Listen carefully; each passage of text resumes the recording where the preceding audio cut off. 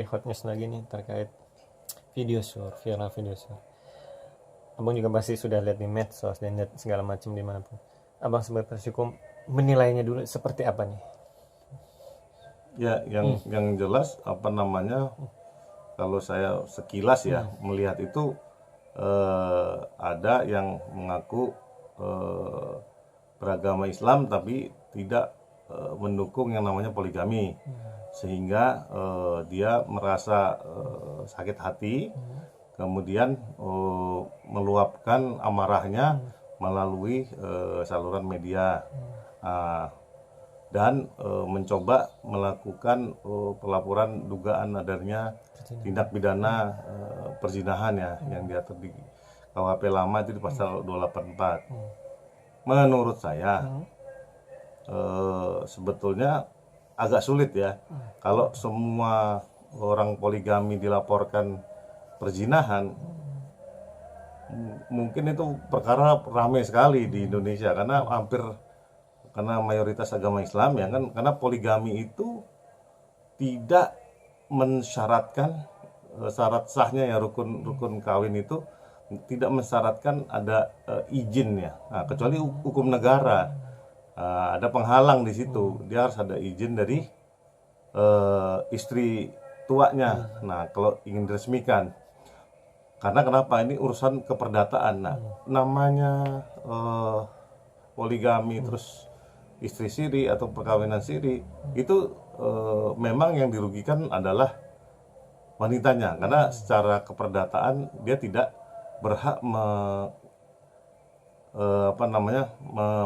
memiliki dari sebagian atau sebagian besar dari suaminya. Jadi lembaga pernikahannya dia itu buat dia nggak ada, jadi dia tergantung belas kasihan dari suami sirinya. Nah, kalau nikah resmi itu otomatis dia ada hak dan kewajiban yang karena dilindungi oleh negara. Makanya pas gunung gini dia dapat 50-50 gitu. Bang, berarti yang antara pelaku video tersebut, khususnya masih suami misalnya, tidak bisa dikenakan undang-undang perzinahan. Ya boleh diuji ya, tapi kalau saya punya keyakinan memang jauh panggang dari api ya. Artinya karena mereka mengaku sudah menikah sebelumnya ya, artinya mereka adalah pasangan suami istri siri, ya gugurlah dugaan pasal perzinahan itu. Zina itu adalah ketika dia kumpul dengan orang yang bukan suami atau istrinya. Nah, perkawinan itu ada yang dicatatkan dan ada yang tidak dicatatkan. Di Indonesia mengenal itu. Nah, kalau di luar negeri, Commonwealth atau di negara barat lainnya tidak mengenal namanya pernikahan di bawah tangan. Dia pernikahan harus catat. Nah, yang tidak, kasarnya gini, di luar negeri itu, apalagi kalau kita kiblatnya Amerika, penghulunya atau pencatatnya itu bisa siapa aja, karena diserahkan ke penghulunya tuh ke orang-orang yang memang ya kayak di Las Vegas aja, ketika orang mencoba one night stand, tiba-tiba dia nikah malam itu lagi mabok, itu dicatatkan ke negara, di negara bagian Nevada. Artinya pencatatan itu resmi, negara punya. Nah, kalau di tempat lainnya misalnya dia mengaku nikah tapi dia nggak dicatatkan, negara tuh nggak bisa melindungi hak-hak dari suami maupun hak-hak dari keperdataan dari suami atau istri. Nah, itu yang sebetulnya menjadi biang masalah di Indonesia. Karena kalau kita telah lebih jauh lagi, ada yang namanya undang-undang namanya TPKS, tindak pidana kekerasan seksual. Nah, terus juga ada undang-undang perlindungan anak, yang notabene ketika perlindungan perempuan dan anak ada kan. Nah, itu ketika ada suami yang memang benar-benar dia tidak mampu dari awal, misalnya dia menikah karena memang sama-sama kere nih, sama-sama nggak punya kemampuan, tapi ketika dia tidak memberikan nafkah ke istri maupun ke anaknya, negara ini dengan anehnya bisa mempidanakan orang yang tidak mempunyai kemampuan finansial itu dengan alasan KDRT psikis. Jadi ada undang-undang KDRT. Nah, makanya kalau di dalam pernikahan siri sendiri, yang namanya KDRT dibilang masuk itu jadi debat lagi, karena semuanya di area abu-abu, karena dia harus nikahnya tercatat dulu. Nah, tapi di pidananya biasanya polisi lihat, oh kawin nggak, ada nggak nih surat kawinnya. Kawin itu cukup gereja atau wihara atau apa yang sebelum dicatatkan ke negara itu sah, karena mereka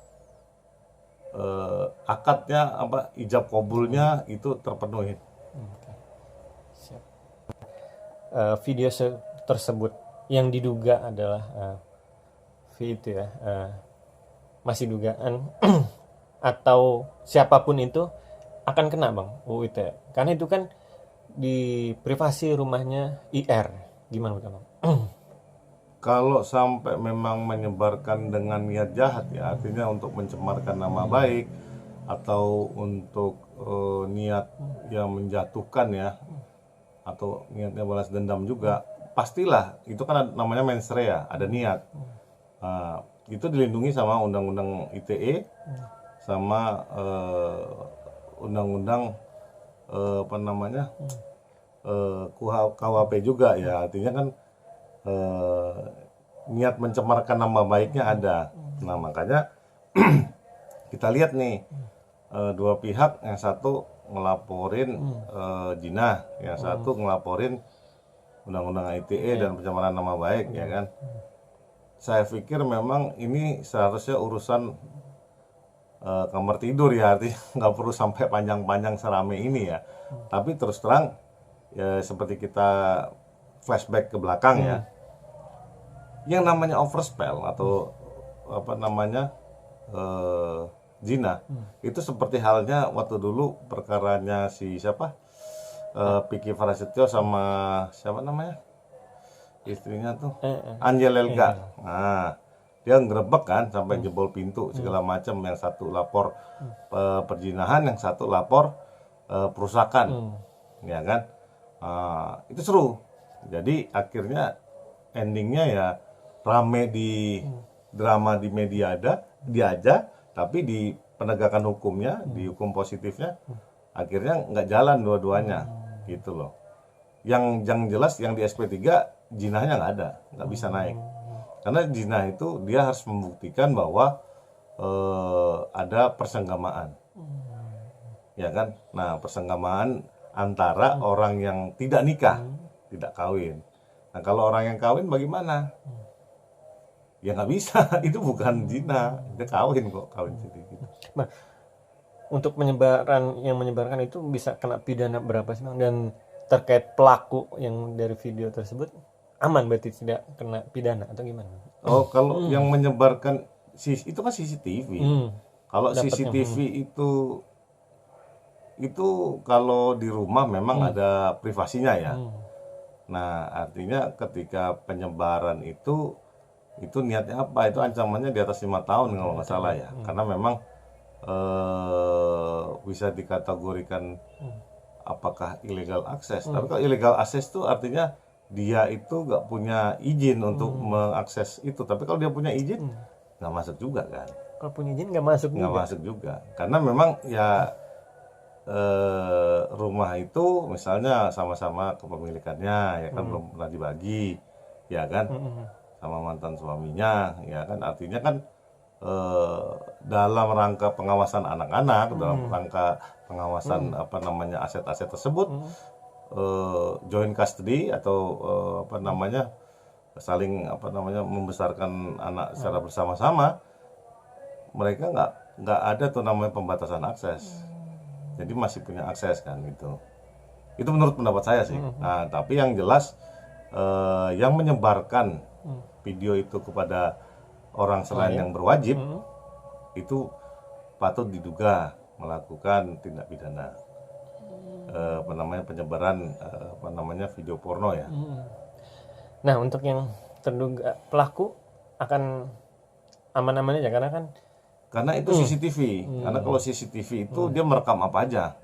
Artinya keadaan apapun yang di rumah itu dia tanpa sengaja. Artinya kan itu adalah close circuit TV ya kan. Artinya kan itu harusnya nggak bisa diakses orang luar kan, karena memang itu untuk sistem pengamanan.